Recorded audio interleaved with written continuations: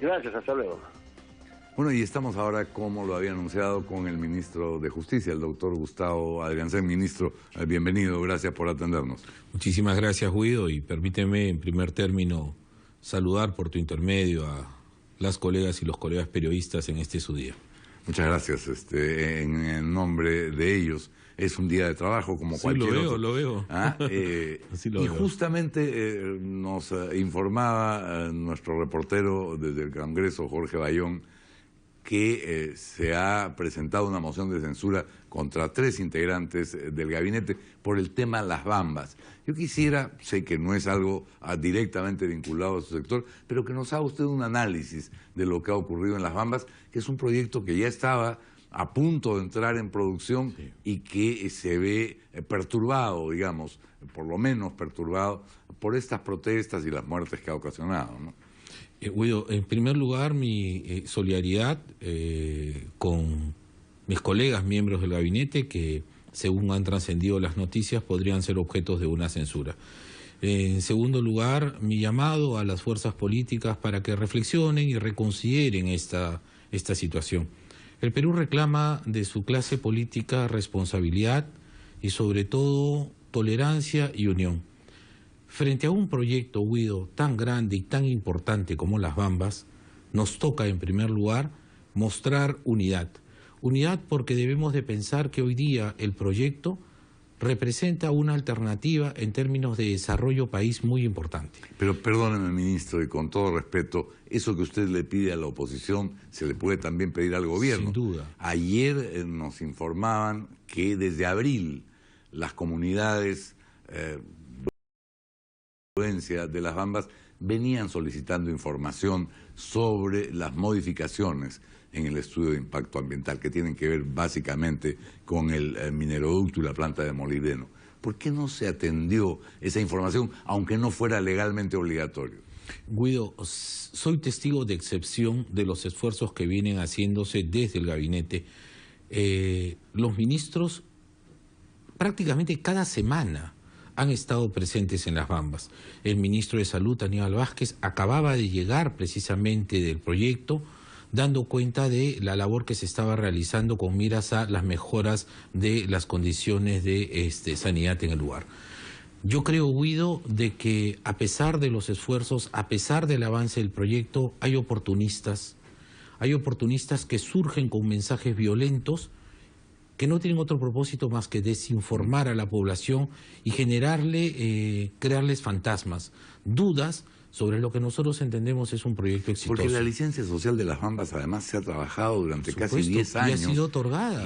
Pero se producen estas 2 modificaciones, en mi opinión, que no es la de un especialista, modificaciones menores. El mineroducto por la carretera y la circulación de 300 volquetes al día no es una afectación real, y la planta de molibdeno que simplemente se ha trasladado de ubicación. Pero mi pregunta persiste, ministro. No me cabe duda de que sus colegas han trabajado y de que el doctor Vázquez estuvo en la zona, pero seguramente para comunicarse con autoridades y no con la población o no con los dirigentes comunales que estaban, digamos, inquietos por estas modificaciones. La información que nosotros tenemos, Guido, que es información de última hora, da cuenta que los pobladores de la zona tienen absoluta certeza y se manifiestan de acuerdo con el proyecto.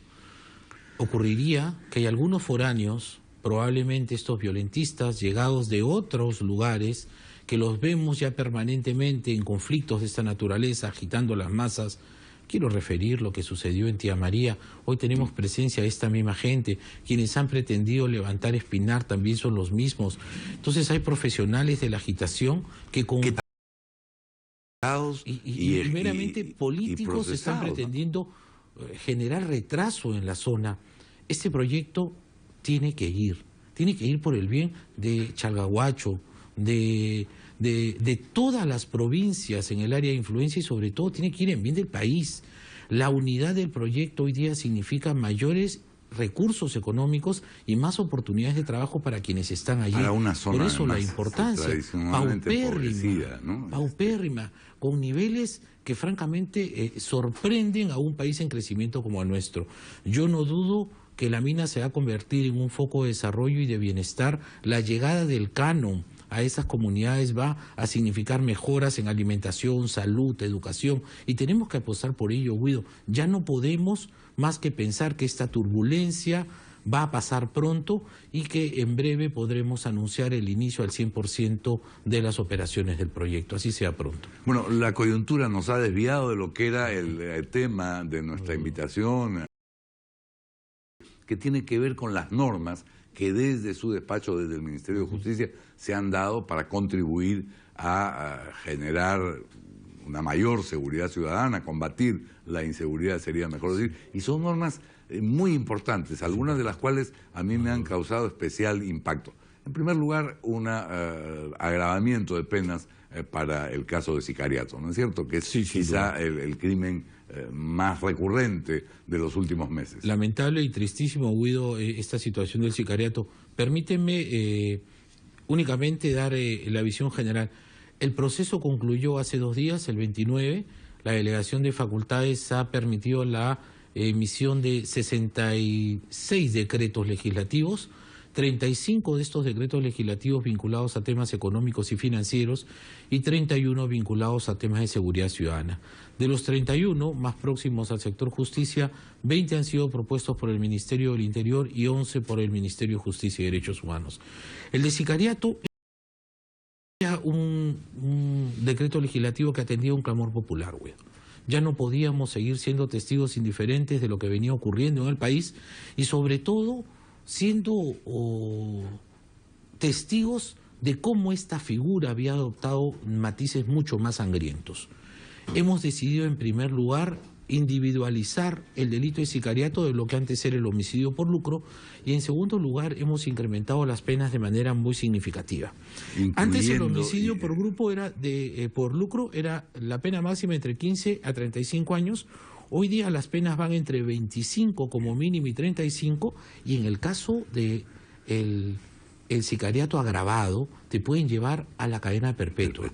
¿En qué caso se configura el sicariato agravado? Cuando utilizas menores, cuando participan 2 o más delincuentes, cuando las víctimas son 2 o más personas, cuando se utilizan armas de guerra. En esos casos, Guido, habrá cadena perpetua para estos criminales. ¿Y se ha incluido a los menores entre 16 y 18 años como pasibles de ser juzgados y sancionados por el delito? Sí, sin duda, y con penas que para ellos se incrementan por tratarse de un crimen de sangre tan grave, de 6 años mínimo, ahora pasaría hasta 10 años máxima la sanción. Por otro lado, estamos también, Guido, condenando la conspiración, aquel que conspira, prepara. Y por otro lado, estamos también condenando a aquel que impunemente, nosotros lo veíamos en las redes sociales, en la web, ¿no? Ofrezco mis servicios, sicario, y salían ellos muy campantes con sus armas y el dinero y todo lo demás. Hoy día el que promociona u ofrece servicios, así como el que conspira, también tendrá condena. Yo le debo confesar, ministro, que a mí me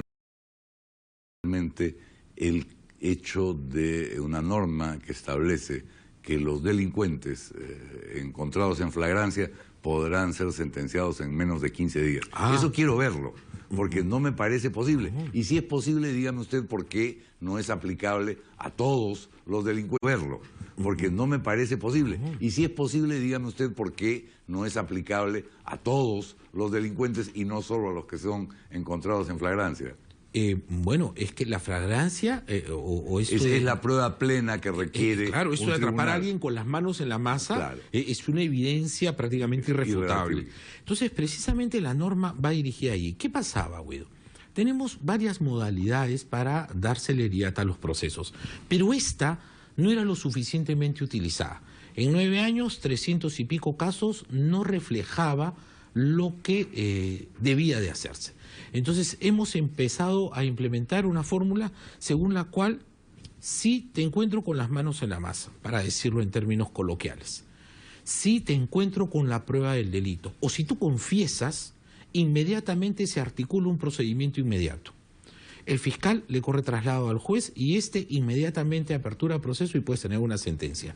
Una experiencia palpable. Ahora mismo, Guido, en nuestro país, el Poder Judicial a través de su presidente un proyecto piloto en Tumbes.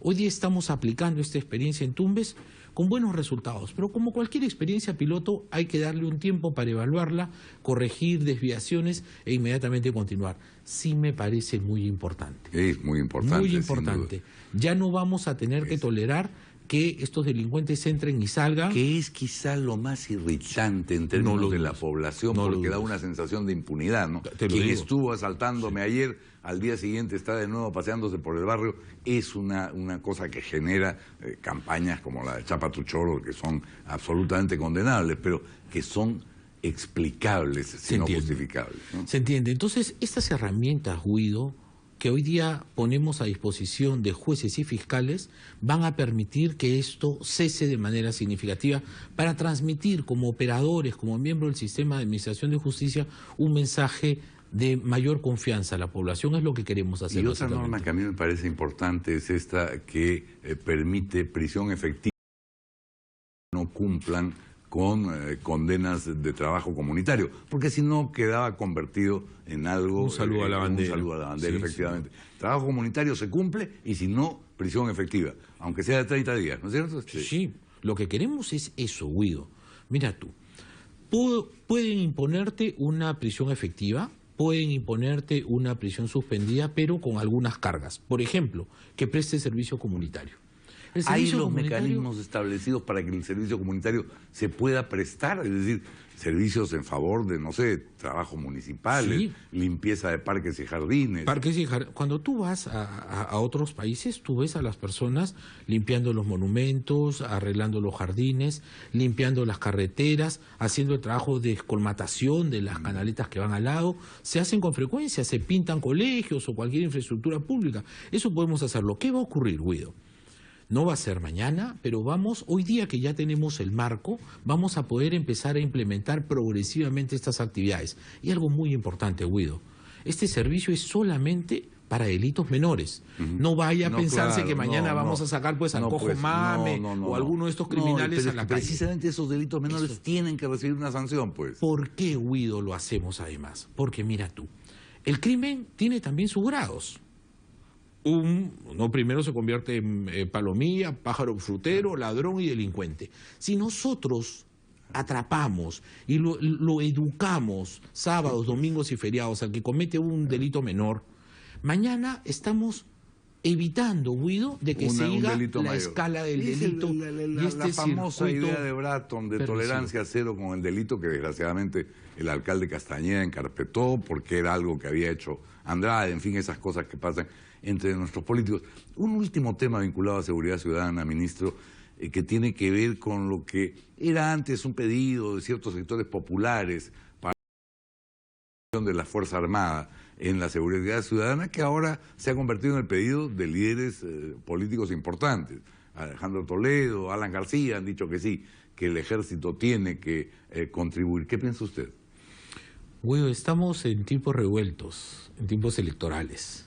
Yo quiero pensar que no ha merecido suficiente reflexión esto último. Soy el ministro de Justicia y Derechos Humanos. Y en primer lugar debo manifestar que en principio rechazamos cualquier forma de violencia, porque le entendemos generadores más violencia. Entendemos, Guido, fundamentalmente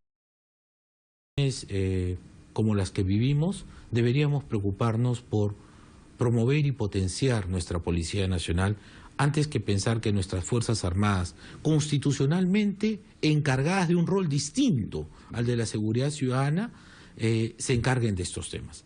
Yo confío en que los esfuerzos que se están haciendo ahora frente a la criminalidad, estas nuevas normas legales, van a permitir sin duda dar instrumentos para que esta situación de escalada criminal disminuya de manera significativa. La norma también tiene un principio persuasivo. Eso unido a la labor incesante de la Policía Nacional, labor que se tiene... pueda ser eficaz y potenciada, ¿no? Pero que nuestras Fuerzas Armadas sigan con su rol constitucional. En casos como, por ejemplo, las Bambas, brindando apoyo si así la convocan o actuando en casos de estados de emergencia. Nosotros creemos que, Guido, es imprescindible en estos tiempos, desde la clase política, generar tranquilidad, sosiego, que es lo que la población necesita. ¿No es cierto? Si me permites, Guido, te robo un par de minutos en esa misma línea. quiero informar que el día de ayer se ha dado cuenta de una moción de interpelación en mi contra. Yo, como lo he manifestado muchas veces, el gobierno del presidente Humala y sus ministros somos demócratas. Cuantas veces el Congreso me convoque, asistiré. Ayer mismo, enterado de esta decisión del Congreso, he enviado una atenta carta al presidente Luis Iberico, poniéndome a disposición del Congreso y manifestando mi absoluta voluntad a acudir al Congreso a dar las explicaciones que... ¿Pero por qué se ha irritado usted necesarias. tanto con los procuradores y como ministro de Justicia y Derechos Humanos quiere negarles la posibilidad de libre expresión? Qué bueno que me lo preguntes, Guido, y gracias por ello. Hoy soy ministro de Justicia y Derechos Humanos, pero hasta hace un procurador con una trayectoria de casi 3 años y medio, y un procurador además, Guido, que juró el cargo entendiendo y comprendiendo cuál era el ordenamiento legal en el que ejercía dicho cargo. Entendí desde el principio que mi cargo era un cargo de confianza y entendí que estaba sometido también a las reglas que me establecían a mí facultades y prohibiciones. No hemos hecho nada, yo me permito invocar a cualquier colega procurador mío que manifieste públicamente si alguna vez ha recibido de mí alguna prohibición para declarar o si alguna vez ha recibido de mí instrucciones para declarar en tal o en cual sentido. Diariamente autorizo a mis colegas a que brinden declaraciones. Lo único que les pedimos es que esas declaraciones... ¿Por qué está irritada la doctora Príncipe Trujillo? Yo quiero pensar, Guido, que ha sido objeto de una mala interpretación únicamente de lo ocurrido y considero que una vez brindadas las explicaciones esto se va a disipar. La colaboración desde mi despacho a todos los colegas procuradores es absoluta. Yo ahora con relación a las Bambas me mantengo en permanente comunicación con los colegas de orden interno que están operando allí. Sé, por ejemplo, y con satisfacción anuncio que hoy día por la tarde se va a producir la audiencia para decidir sobre el pedido de prisión preventiva contra 3 presuntos delincuentes que fueron encontrados con una pistola Glock, con una cartucho de dinamita y además con armas en blancas. La zona de las Bambas, sí. Hoy día el proceso entre las 3 y las 4 de la tarde en Abancay se va a decidir sobre el destino de estos, que a entender de nosotros y por la denuncia que ha presentado la Procuraduría, serían responsables ilegal de armas. Pero ojalá que eso no agrave. Yo no estoy diciendo que haya que dejar impunidad de delitos, pero ojalá que eso no agrave la tensión en momentos en que todos deseamos que se resuelva el asunto. Esto que me permita decir lo último, Guido. Tengo como ministro de Justicia y Derechos Humanos la obligación de cumplir la ley. De acuerdo. Gracias, Guido. Gracias a usted, ministro. Tenemos que escuchar los titulares en una breve pausa y volvemos.